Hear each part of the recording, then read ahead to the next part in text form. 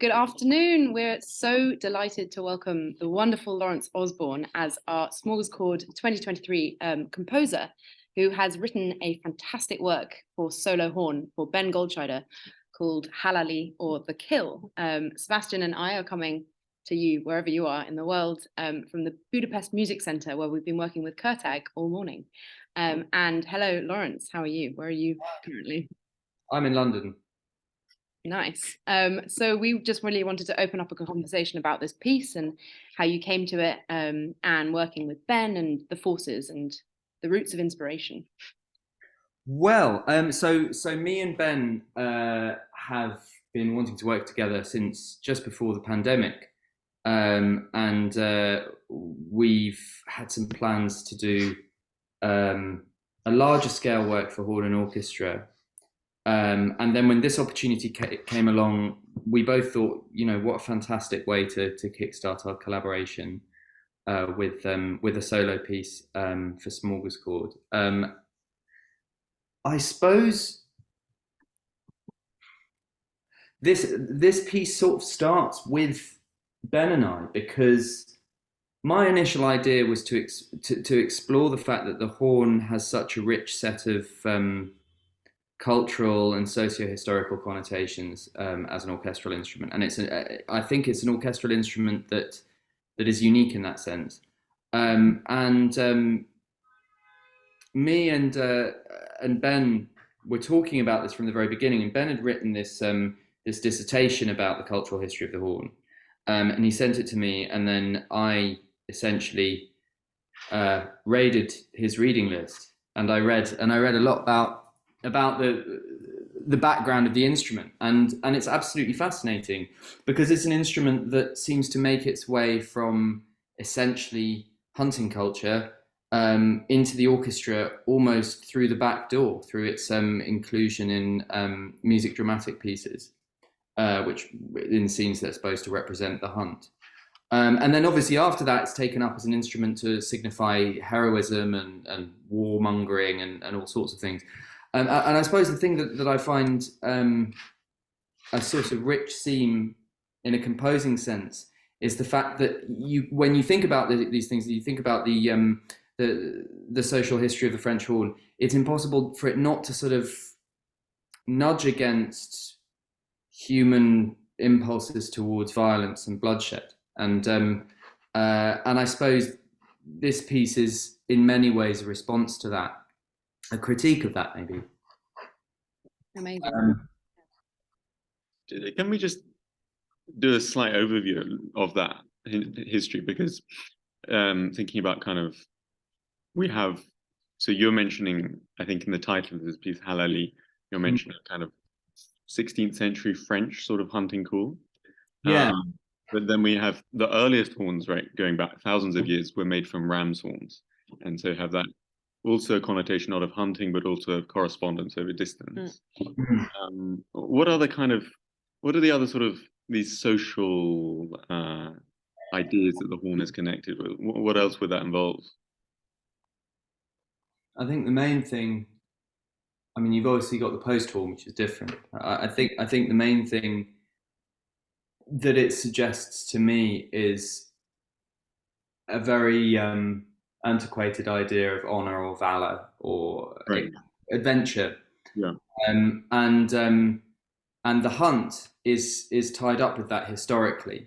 It's total rubbish, because hunting, by the time that the horns were making their way into sort of Western art music context, a lot of European hunting was like shooting fish in a barrel. They just sort of erect these large sort of canvas structures around sections of cleared countryside, and they just let the stags run around in there, and they just pick them off.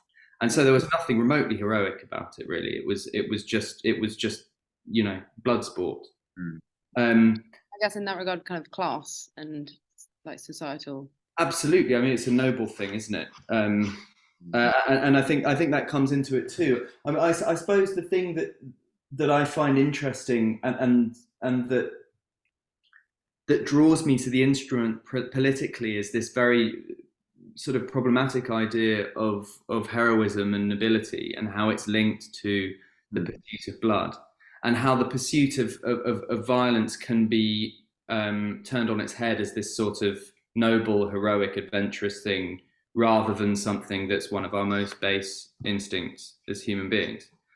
And so in the piece, it's written, I mean, it's almost sadistic in the way that it's written. It's intended to be challenging for Ben. And obviously Ben and I had multiple conversations about this before I started work on the piece, because I said to him at the beginning, I said, I really want to write something that pushes the boundaries of what the instrument can do, but also something that challenges you and pushes you physically. And so the whole final section of the piece, which I suppose in some way is a sort of artistic parallel to some of the ideas that we've talked about, shows Ben becoming more and more exhausted, playing this material that loops round and loops round and loops round, and is intentionally incredibly physically challenging to perform. It's fluctuating between the highest register of the instrument and its low register. There's like a kind of sacrificial dance, right, for horn player. Yeah, that's a really good way of thinking about it. Yeah. Right. And Halili is what people, or Halali, whatever it was, that's what people used to call out when the stag was about to be killed. And it would mean that, because they wouldn't kill it, they'd kill it with a knife. They'd basically they'd exhaust it, surround it with hounds, and it would probably be sort of injured by then already and on its last legs, and they'd just go up and execute it with a knife. Again, it's not remotely noble. There's nothing noble about that. So what kind of music should we be expecting? What does it sound like? How does the music sound? It begins with some of the most lyrical material I've ever written, I think. And it's essentially that the opening can be split into, it's almost like I'm trying to have two instruments playing, but it's one instrument. You've got at the top of the instrument's range a series of gradations in pitch, which are achievable by essentially using different fundamental tones. Because if you approach the same pitch from a different fundamental tone, it'll occupy a different partial on the harmonic series, and then that partial, based on where it is in the harmonic series, might be flatter than its equal temperament version. Anyway, we digress. This is to do with how the horn works naturally, and how it has a limited number of notes that you can play using your fingers, and then the rest you do with your lips, which is a kind of natural harmonic pitch that doesn't have much to do with the scale that we use in Western music, or does have a lot, but is different, crucially. I think the thing that's relevant is that at the top of the instrument's range, there's an extraordinary agility in terms of flattening and sharpening the pitches that we know as like straightforward, equal tempered pitches. And that's done with your lips, right? And that's done with the lip, and that's what I'm playing with. So at the top you have a note that starts off as an F sharp, we return to again and again, that's gradually sharpened. Extremely high for the horn as it is, right? Yeah. Well, oh no, it's a horn F sharp, so it's a B natural. Fine.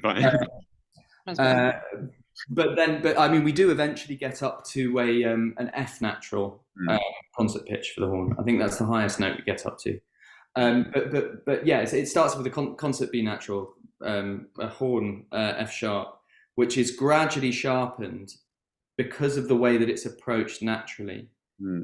And then the music that's going on underneath, the other layer, is, I suppose it's essentially a sort of lilting chord sequence that saw its genesis in me just seeing what fundamentals could result in which particular inflections in pitch you could get at the top of the instrument's range. And then gradually that material sort of builds during the first half of the piece. That material, that high note that goes on, is gradually sharpening the whole time, and the material sort of builds to a